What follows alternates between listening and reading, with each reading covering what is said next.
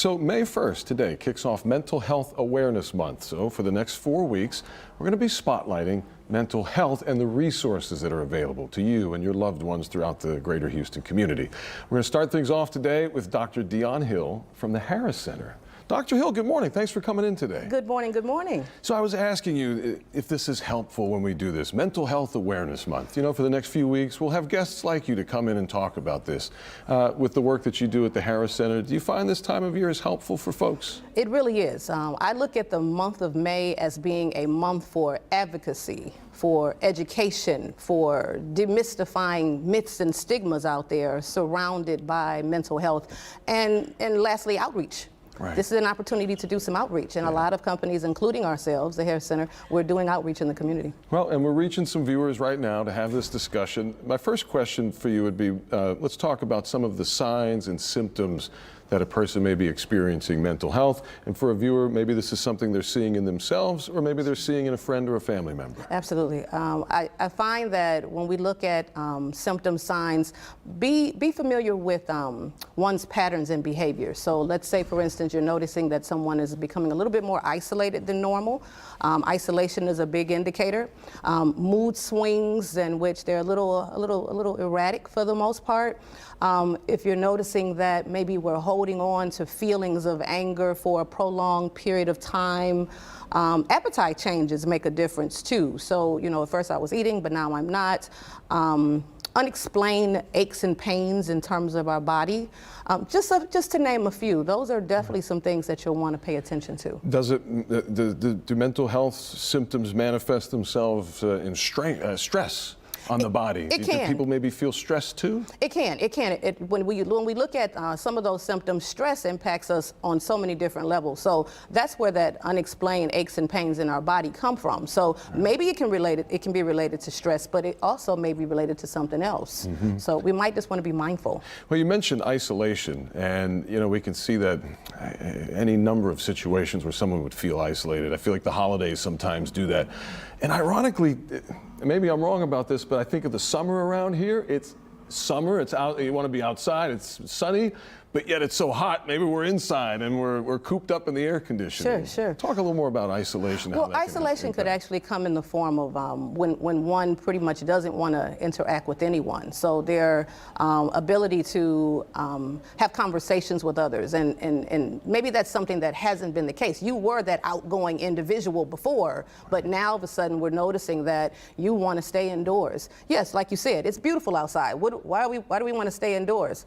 Okay, there may be something going on here that we might want to assess, because this isn't quite you. And to your point, it takes someone who knows the other person to really know the nuances in their behavior. That's right. If it's a new friend that's just come into your life, you may not have that familiarity. You might not. I do find that sometimes we just have to have a human act of kindness about us, in which you might just have to ask someone, how you doing today?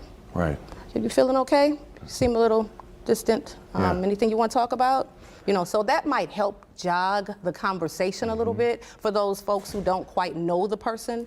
But yes, those family members paying attention to some of those being keen about what you're noticing behavior-wise. And then it does lead to approach, and you gave us a little hint there, but boy, it can be uncomfortable to talk about. You don't want someone to feel like you're judging that person when you approach them. So how do we do that carefully with respect? With respect. I will say that sometimes having an outsider, I like to call them a third party. A third party might be helpful, because if you are the family member, the parents, someone close, they may become a little defensive with your questions. So sometimes having that third party, somebody who's close to maybe bring about the conversation, is helpful. Crisis lines are very helpful. When you look at being able to talk to someone, a crisis line counselor who's a trained counselor is going to ask questions in a non-judgmental way, makes you feel a little bit more comfortable. So not to mention it might be easy to talk to someone on the phone anyway that I don't have to see. They don't have to see me. You don't have to see. Right. And maybe someone you don't know. Sometimes it's easier to share things. And it is. So that 988 crisis line, suicide prevention line, those kind of crisis lines might be helpful. And if you can get that family or loved one, friend, whoever it is, in front of a professional, right? I mean, that's really, and you guys do that at the Harris Center, right? People can reach out, and it's from children all the way up to adults who need help. Absolutely. So we have four clinics. So when you look at the locations of our clinics, we're there for anyone, no matter what side of town you're on. The Harris Center being the largest mental health authority in the state of Texas. For Harris County, we're here. When you look at the clinics are going to offer crisis management. They're going to offer psychiatric services from an outpatient perspective. We're going to offer my favorite support groups. You know, whether or not that's peer support groups, whether or not that's educational support groups, psychoeducational support groups. Those are things that are going to be necessary and very helpful for someone who's seeking services. And if they go to the website, they can get in touch with you guys and get that journey started. Absolutely, absolutely. Dr. Dionne Hill, thanks for coming in today. I appreciate you. Thank you very much. Mental Health Awareness Month for the month of May. We're doing popcorn over at Southwest Clinic. So. Are you really? Yes. All right. Get your popcorn and get some help while you're at it when you need it. That's good. You guys are there when we need you. We appreciate it.